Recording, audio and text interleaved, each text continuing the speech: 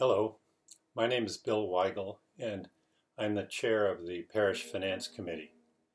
I will start by saying that I hope all of you are staying healthy and strong during this continuing pandemic that we're all living with. I'm speaking to you today to summarize our recent parish financial statements and our current budget. What I might say at the outset is that the overall message is somewhat sobering, but I do believe that with everyone's help and participation, we will manage not only to survive, but to flourish. Let me start with a couple of preliminary points.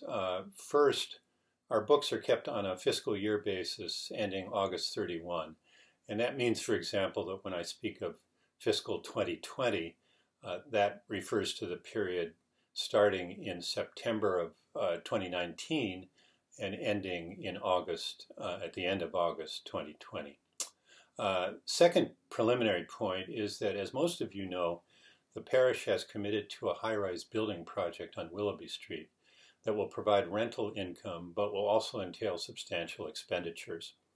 In order to get a good understanding of our parish finances, we have separated what you might call the regular income and expenses from the receipts and expenditures related to the high-rise project.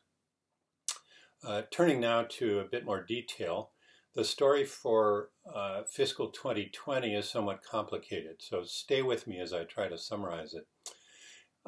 As a starting point, our 2020 income and expenses from everything other than the high-rise project resulted in a substantial net profit.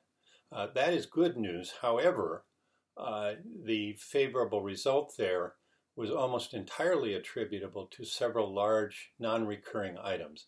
We had a bequest from a deceased parishioner. We had a large one-time donation from another parishioner. And we also had the final year of receipts from the Diocesan Generations of Faith campaign. Apart from that, we made some substantial cuts in expenses that contributed to the overall positive result. However, the high-rise project consumed all of the positive result from the ordinary items and then some.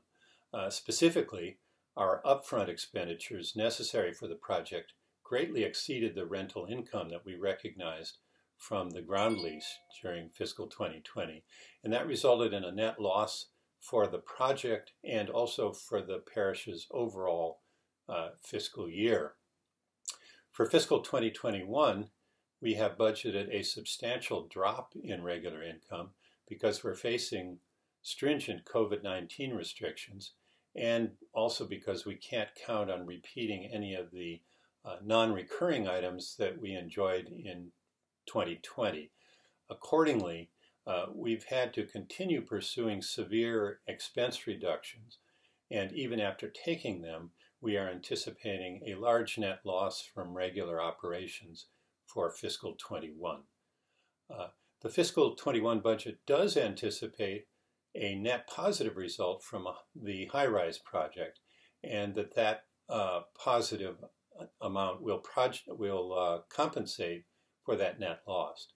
But I want to caution against relying upon the high-rise project to rescue financial difficulties that we may have in 2021 or in future years. In particular, the project will require the parish to spend millions of dollars to complete and build out its space in the new building. And that money will have to be borrowed and then repaid with interest over a period of years. So even though the high-rise project may eventually provide one important source of parish support, in the near term and for many years looking forward, we are very much dependent upon continued stewardship by parishioners. And that takes me to my final point. Our parish is rightly known for its commitment and generosity, and after the severe budget cuts we have already put in place, it's hard to imagine reducing staff and expenses any further. So please take a moment to renew your own commitment as we find ways to keep our community active and healthy during these challenging times.